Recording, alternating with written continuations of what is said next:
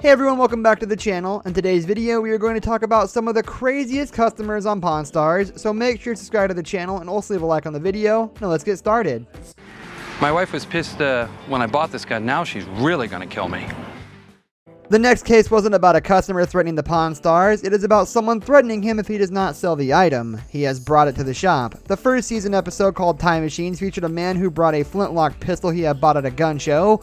Corey immediately saw the potential of an interesting piece of history and decided to call on an expert in vintage firearms to appraise the value of the gun.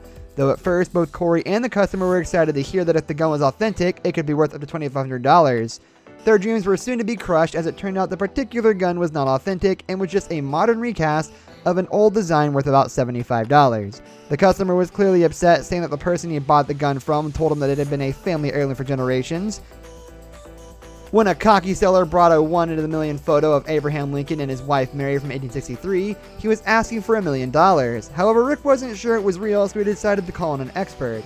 That turned out to be a good idea, since when the expert compared Mary's facial features with the facial comparison software, they did not match.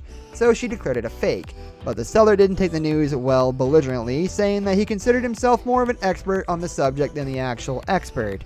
When she defended her record of spotting fakes and continued claiming that the photo wasn't authentic, the seller snarkily declared it was her career, so she had the right to discredit herself. All of this made Rick take the word of the renowned expert over the sulky seller and refuse to make an offer. As there is said to be fewer than 30 known fully signed copies of Led Zeppelin 1 albums in the world, when a man came to the shop carrying one, Rick was thrilled. The record had been signed by all members, with the leader Jimmy Page's signature on the front and the rest of the members' autographs on the back. However, since the owner Robert was looking for $22,000, Rick had to call an expert and see how much the record was really valued at. Rick even said if the album was real, he would rather take it home than leave it in the store. Upon thorough inspection, the expert had pretty good news, as the signatures turned out to be real. However, his appraisal was only $10,000 to $12,000, which the owner was really not happy with. He said he understood the guy was a signature person, but he really wasn't an appraiser, so he couldn't agree with him and decided to stick his first price or go as low as $17,500. Needless to say, Rick wasn't ready to pay that much after hearing the expert's opinion, so both he and the owner were left empty-handed.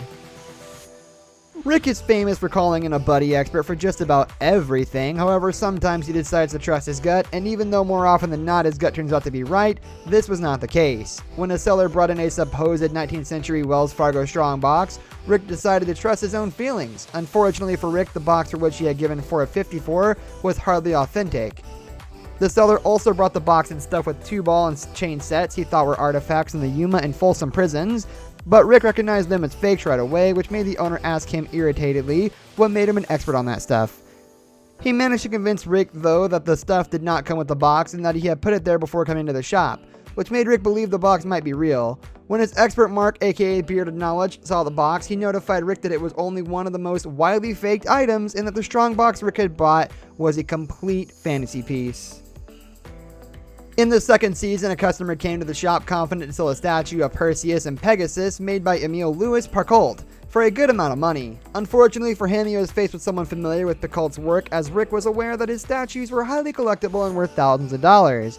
So he gave the item a thorough look. After only a couple of seconds, Rick became suspicious since he found markings on the statue that did not match the period it was produced in. He also found markings engraved on the statue showing that it had been made in the United States, and since the artist is French, this confirmed that the statue was a reproduction. This statement, however, really made the customer furious with Rick, which is why he started screaming that the owner was full of it. As the tension culminated, the pawn shop security guard Antoine began walking toward the customer in case an intervention was needed. Luckily, the old man diffused the situation by calmly yet firmly explaining that they were not interested in buying the statue. When he was told that the object he brought was worth much less than he thought it was, Chris really had a hard time controlling his temper. He came to the pawn shop with a piece of armor to protect the throat of a Hudson Bay Gorget. As he was asking $100,000, the old man called Rick to take a look, who quickly realized the worth of the item. He told the seller it was worth much less, precisely $99,000 less than what he was asking for.